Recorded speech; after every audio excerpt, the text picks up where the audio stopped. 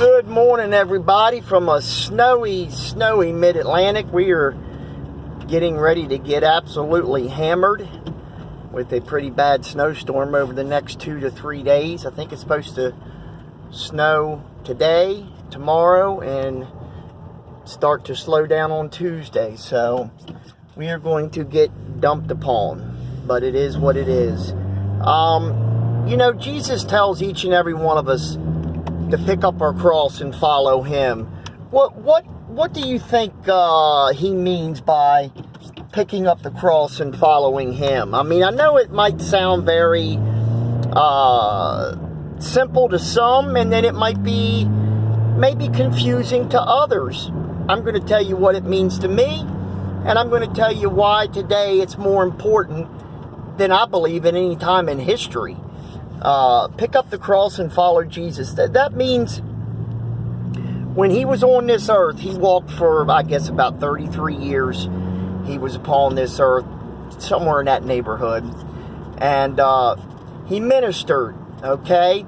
He prayed, okay? He had compassion, okay? He had sympathy for ones. He also was stern with others that needed to be told the truth. So picking up the cross and following Jesus means follow in his footsteps. Okay, Christ tells us to be humble, to be meek, to strive for perfection. That's what he tells us to do. Now, of course, the word in that sentence, strive, that's all we can do. We'll never reach perfection. None of us, we know this. I mean, anybody with even a half of a thought would know that we can't be perfect. Nobody is, but some on this earth probably think they are. I know some people in the public eye that think that their opinion is the end all to be all, and their lives are perfect models of what you should be living your life. But in the opposite, behind closed doors, it's the absolute opposite of what it should be. So pick up the cross. We're not seeing that today, are we, ladies and gentlemen? We're not doing enough as the church. And as I've told you before, the church is us. We are the church. The people are the church. The followers, the believers in Jesus Christ. We are that church. And we are lacking in our duties. Let's just be honest. Do you think, now I'm going to bring it this morning, do you think we would be seeing half of what we see today in America? Forget the world. I'm just going to focus on our nation. Do you think we would be seeing half of what we're seeing if the church would have stood up years back and said, no, we're not going to tolerate that sickness. We're not going to tolerate that abomination, that perversion. Absolutely not. Especially being pushed upon our children. We will not accept that. Other religions do it. But somehow the Christians in America, when it gets hot, so to speak, they seem to back off instead of going forward, instead of picking up your cross and also putting on the whole armor of God and going forward and doing your job as a Christian. Imagine what our children is going to be going through in the future with the way things are going, with these politically correct way things are, and you can't say this and you can't say that, and you can't use this pronoun and you can't use that. I mean, it's going to be a neutered society. People are going to be afraid to even mention the name Jesus Christ in the future. You think I'm kidding, but I'm not. They're going to be afraid to mention the name Jesus for fear of backlash, for fear of retribution. And it's our fault. It's our fault. We elected people into Congress. We elected people into Senate that said one thing. Once they got there, they did not do it. That's when we should have stood up and said, hey, no, you didn't do what you promised. You're being recalled. And recalled, and we don't do that. Very rarely does that ever happen. We need to pick up our cross, ladies and gentlemen.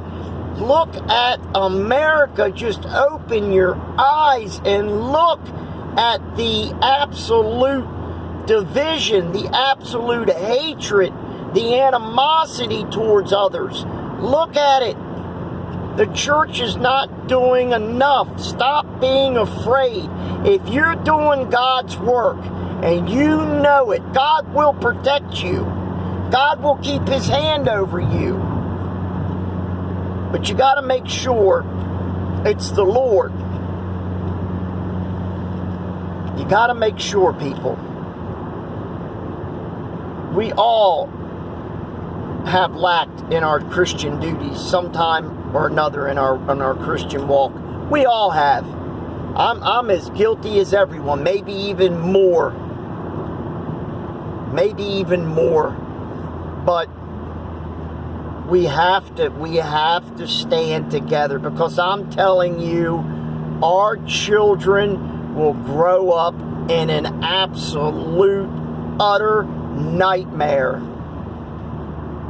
In a nightmare where the federal government will be intruding into your lives so much that I promise you, the church as we know it today will not be the church of tomorrow.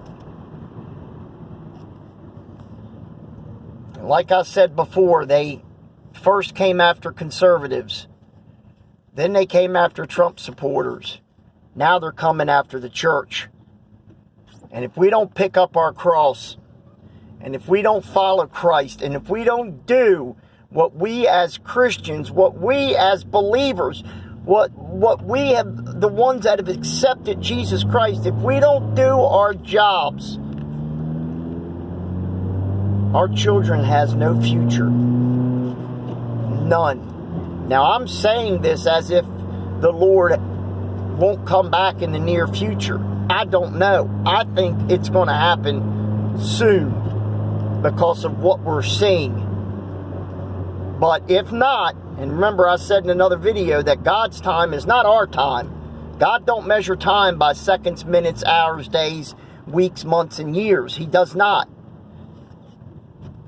So, bar Christ coming back, our children are going to grow up in an absolute nightmare of a nation. They're not going to know what to say for fear of offending somebody, for fear of being punished.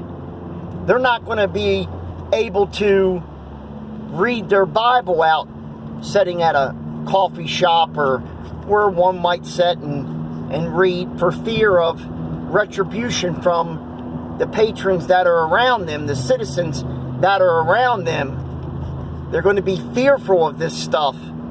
If the church doesn't wake up, and I mean now, not next week, not next year, and when it does, it's going to be a little too late. And I don't want to see that. And I know you don't want to see that. And I know you don't want our children growing up in worse conditions than we grew up. I know you don't.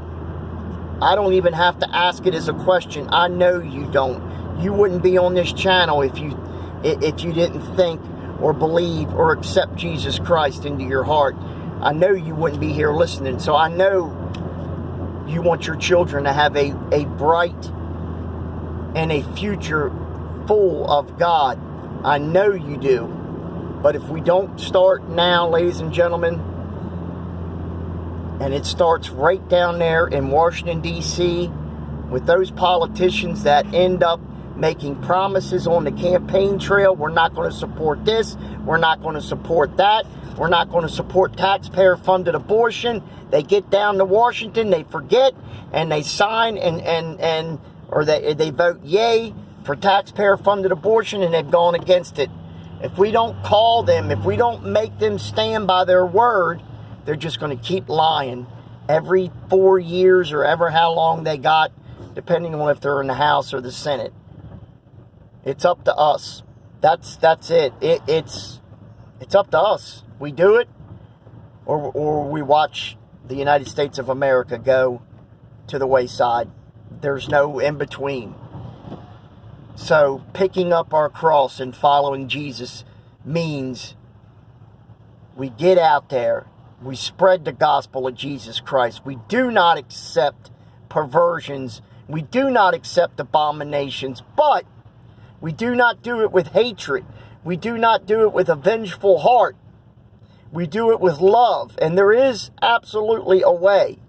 You can disagree with something and not be mean and ignorant about it, which I don't think any of you would anyways. But we need to. I'm telling you, you've seen things in the last few weeks, and it's only been a few weeks, ladies and gentlemen. Imagine what America's going to look like after 4 years of this. Just take a good second and think about it. And then come and ask yourself, will my children be better off in 4 years than they are now? I think you know the answer before I even have to ask the question. You already know. All right, my friends. Thank you for listening to me this morning. I appreciate it. God bless you. If you're in the Mid-Atlantic like myself, be safe today. I'm hoping I'm on my way to church. I'm hoping to be able to have a full service and be able to get back out and make it home safely. But with this type of weather, you just never know. It's okay right now, but 2 hours from now, who knows what it'll be like. So anyways, God bless everybody. I would appreciate if you would pass my videos along to others. I really want to build this channel for the Lord and only for the Lord. So God bless you guys. Take care, and I will see you sometime this week. Bye-bye, y'all.